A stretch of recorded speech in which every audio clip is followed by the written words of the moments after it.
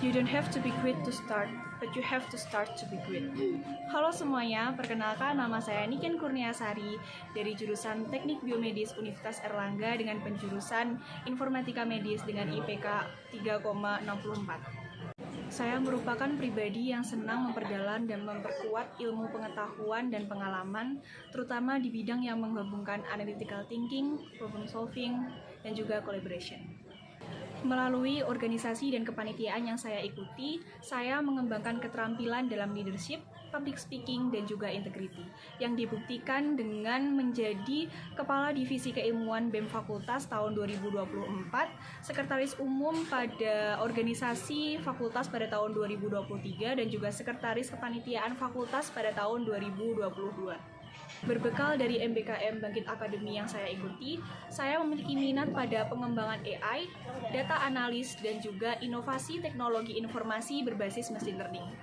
Berdasarkan kesempatan yang telah diberikan, saya berharap mendapatkan pengalaman mengenai bidang digitalisasi dan juga meningkatkan keterampilan yang saya minati dan juga dapat meningkatkan teknologi informasi di Indonesia.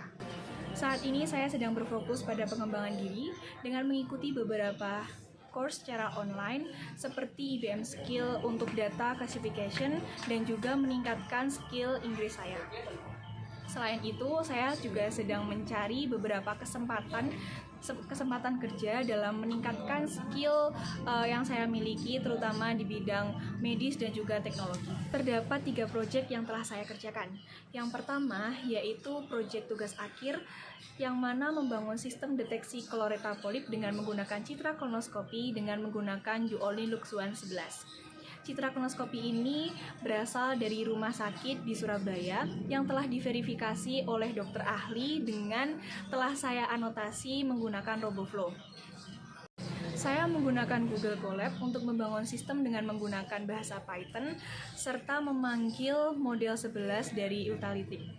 Proyek kedua yaitu proyek MBKM yang mana membangun sistem deteksi orang jatuh yang menghubungkan antara CCTV dan juga aplikasi yang telah dibuat. Dalam proyek ini dilakukan kolaborasi antara 3 bidang MBKM, yang mana machine learning, cloud computing, dan juga Android Studio.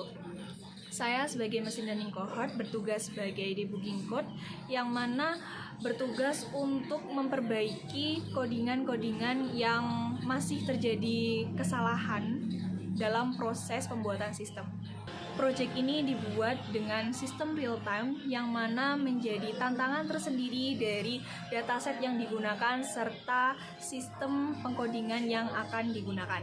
Proyek terakhir yaitu membangun aplikasi anxiety yang mana diharapkan dapat membantu penderita anxiety untuk relaksasi diri. Saya berkontribusi dalam membangun front-end aplikasi dengan menggunakan Android Studio.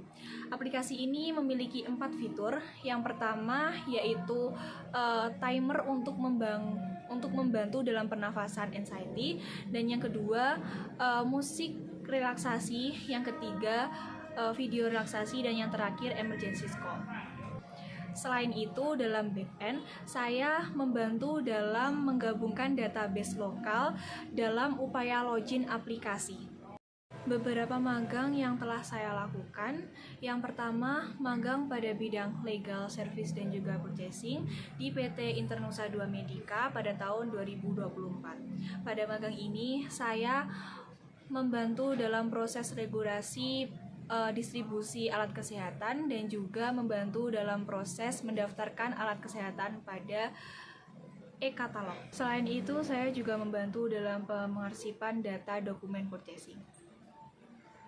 Selanjutnya terdapat pengalaman magang pada bidang R&D yang mana melakukan pengembangan infant inkubator pada PT Graha Teknomedika pada tahun 2024 awal.